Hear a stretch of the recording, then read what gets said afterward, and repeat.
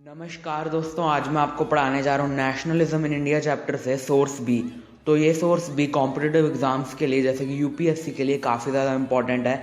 अगर आप इसे बोर्ड के पर्सपेक्टिव से पढ़ रहे हैं तो इतना ज़्यादा इंपॉर्टेंट नहीं है, लेकिन इसके अंदर से 1-2 नंबर के क्वेश्चन आ सकते हैं, वो मैं आपको बता दूंगा। चलिए शुरू करते हैं। तो पहली लाइन कहती है, on 6 January 1921 the police in United province fired eight peasants near Raebareli. तो यही लाइन है जिसके अंदर से आपका 1 नंबर क्वेश्चन आएगा, 1 नंबर का या 2 नंबर का। 1 नंबर का आएगा 1 मार्कर, 2 नंबर का तो पॉसिबिलिटी बहुत कम है।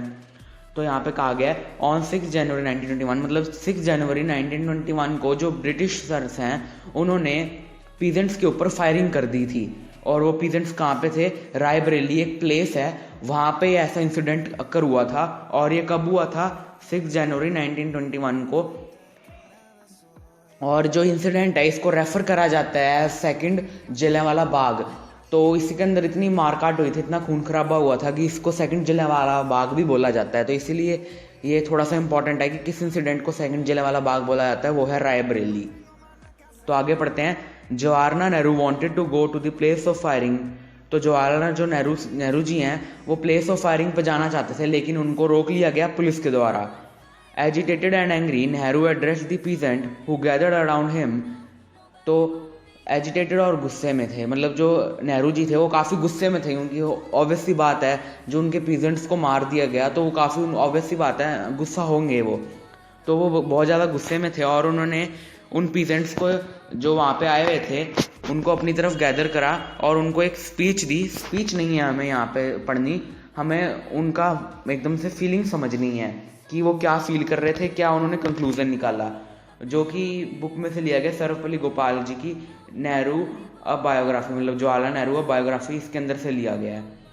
तो उनके ऊपर उनकी उस बुक में से कुछ लाइन्स ली गई हैं, चलिए उनको पढ़ते हैं। They behaved as brave man calm and unruffled in the face of danger. तो ये किसके लिए कहा गया है ये लाइन? ये कहा गया उन पीजेंट्स के लिए जो जिनको नेहरू जी एड्रेस कर रहे हैं। एड्रेस का मतलब हुआ जिनको नेहरू जी बात कर रहे हैं, जिनको मतलब बोल रहे हैं, स्पीच दे रहे हैं। तो कह रहे हैं कि वो बहुत ज़्यादा ब्रेव थे, काम थे और अनरफल्ड थे। अनरफल्ड का मतलब है पीसफुल थे, वो उनके अंदर ऐसे भी उत्तेजित नहीं थे कि हमारे पीजेंट्स हमारे भाई बंधु को मार दिया। उत्तेजित नहीं थे, वो काम थे, एकदम शांत थे। I did not know don't know how they felt but I know what my feelings were. वो कह रहे हैं कि मैं नहीं जानता कि वो कैसा फील कर रहे थे, लेकिन मैं ये जानता हूँ कि मैं कैसा फील कर रहा हूँ। For a movement my blood was up. तो एक समय के लिए तो मेरा खून बुरी तरह से खौल गया था। Non violence was almost forgotten but for a movement only. तो एक समय के लिए तो मैं नॉन वायलेंस भूल ही गया था, नॉन वायलेंस है क्या। मेरा बस चलता तो कहते कि मैं उसे कुछ क्षणों के अंदर अंदर मैं कोई मारकाट कर देता, कोई हिंसा वाला काम कर देता। फिर वो अगली लाइन में कह रहे हैं, लेकिन तभी मेरे को याद आया मेरे ग्रेट लीडर का, जो भगवान के फरिश्ते हैं। वो ग्रेट लीडर कौन है आप शायद समझ गए होंगे, वो ग्रेट लीडर हैं मोहनदास करमचंद गांधी।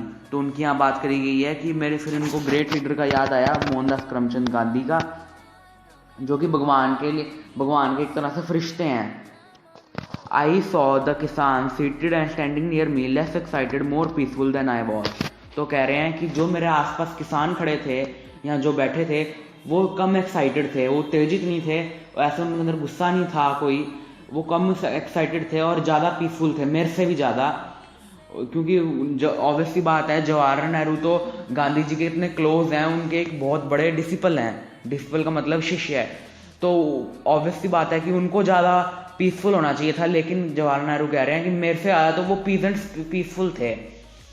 और फिर वो आगे कह रहे हैं and I needed the lesson more than they and they needed me. तो कह रहे हैं कि मेरे को उनसे ज़्यादा इस लेसन की जरूरत थी, नॉन वायलेंस के लेसन की, ना कि उनको। और वो भाषण होता है और फिर उनके बाद वो पीसफुली डिस्पर्स हो जाते हैं, मतलब अब सब लोग अपने अपने पीसफुली घर पर चले जाते हैं। तो यही था इसके अंदर। अगर आपको मेरी वीडियो पसंद आती है तो इसको लाइक करिएगा, चैनल को सब्सक्राइब करिएगा। Bye bye.